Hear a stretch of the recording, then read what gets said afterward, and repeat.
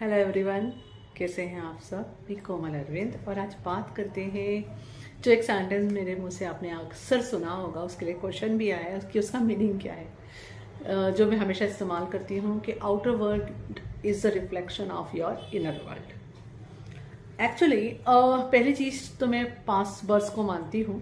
Okay, अगर आप नहीं भी मानते हो नो प्रॉब्लम। तो हमारे एक बर्थ नहीं कई बर्थ ऑलरेडी रह चुके हैं, है ना। तो हम पास्ट लाइफ से बोलिए या इसी लाइफ में भी अगर आप बोलोगे तो बचपन से हम काफ़ी कुछ सीखते, सुनते, समझते बड़े हुए हैं, है ना। तो जब हम छोटे रहते हैं, बच्चे रहते हैं, तब हम क्या होते हैं, एक स्पंज की तरह होते हैं जहाँ पे हम बस ऑब्जर्व कर रहे होते हैं और एब्जॉर्व कर रहे होते हैं बिना इस जजमेंट के कि क्या सही है, क्या गलत है, कौन सी चीज़ का क्या असर होगा।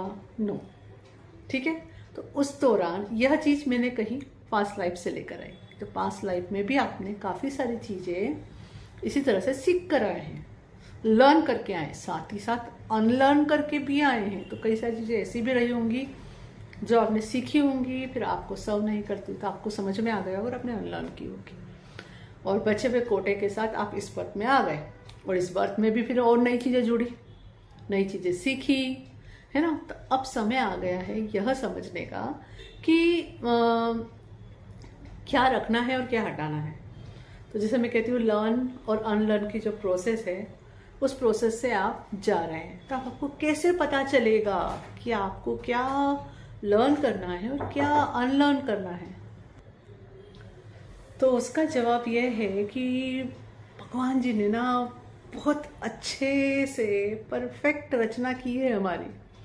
ओके, तो आपका जो अनकॉन्शियस माइंड है ना, वो पिटारा है इस चीज़ का, इस चीज़ से भरे हुए चीज़ों का कि आपको क्या सर्व करता है और क्या नहीं सर्व करता है। ठीक है, और बचपन से हो सकता है या पास्ट लाइफ से हो सकता है कि क्या है जो आपको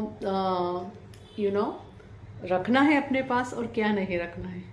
तो भले ही कॉन्शियसली आप नहीं जानते, अनकॉन्शियसली वह चीज़ आपके अंदर मौजूद है। तो इस वजह से क्या होगा, और हर चीज़ क्या होती है, एनर्जी होती है। तो आपके अनुभव, आपके मेमोरीज, आपके एक्सपीरियंस, इमोशंस, फीलिंग्स, हर चीज़ एनर्जी है। ठीक है, तो वह एनर्जी आपके अंदर मौजूद है। तो भगवान ने इस तरह से रचना की है आपकी कि जब एनर्जी आपके अंदर मौजूद होगी, वह आपको बाहर से अनुभवों के रूप में, एक्सपीरियंसेस के रूप में मैनिफेस्ट होगी। ठीक है, अब एक एग्जांपल देती हूँ, और ये ज़रूरी नहीं हर बार नेगेटिव हो, ओके, पॉजिटिव भी होता है। अब ऐसा भी हो सकता है कि आपके अंदर कुछ गुण है, काबिलियत है या कुछ गिफ्ट्स है, इवन साइकिक गिफ्ट्स है, पर आपको अवेयरनेस में नहीं है, पर वो आपके अंदर मौजूद है। तो फिर इस तरह के एक्सपीरियंसेस होंगे, सिचुएशंस बनेंगी जहाँ आप उनका इस्तेमाल करना सीखोगे और आपको पता चलेगा ओह ये मेरे अंदर थे, है ना। उसी तरह से नेगेटिव भी है, ऐसे कुछ पैटर्न्स और साइकिल्स जो आप कई जन्मों से या तो रिपीट कर रहे हो या इस जन्म में नए सीख कर रिपीट कर रहे हो और जो आपको सर्व नहीं करते हैं, है ना।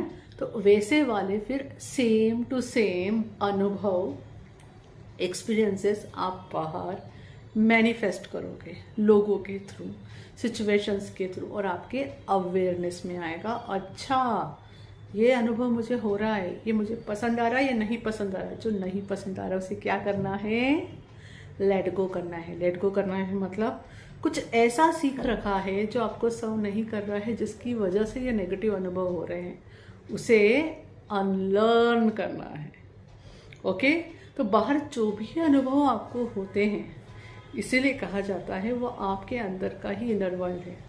अब एग्जांपल एक और देती हूँ मैं। अगर आप किसी जगह अपने अंदर पूरी तरह से हील हो चुके हो, सपोज प्यार को लेके, है ना, आप अपने आप से बेइंतहा प्यार करते हो, सेल्फ लव से भरे हुए हो, और अब आपको प्यार को लेके आपके अनकॉन्शियस माइंड में भी सिर्फ पॉजिटिव एनर्जीज ही हैं, तो आप बाहर ऐसे ही अनुभव लोगे जहाँ आपको ये फील होगा कि सब आपसे बहुत प्यार करते हैं, आप बहुत लवेबल हो।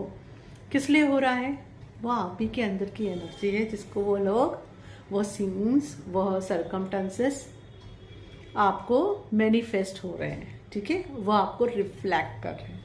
इन द सेम वे अगर कहीं पे कुछ गलत है तो वह भी आपको, फॉर एग्जाम्पल आप एक और बताती हूँ, कई फियर्स होते हैं हमारे अंदर, कई सारे डर होते हैं, है ना, जो डर को हम इल्यूजन कहते हैं, क्योंकि डर एक्चुअली व्हाट कि कुछ हो नहीं रहा है गलत, पर हमें कंटिन्यूसली डर लगा रहता है कि कुछ गलत ना हो जाए, या किसी भी तरह का फियर, है ना, something wrong not suppose to happen. तो क्या आप इसको बाहर मैनिफेस्ट कर लोगे? नहीं।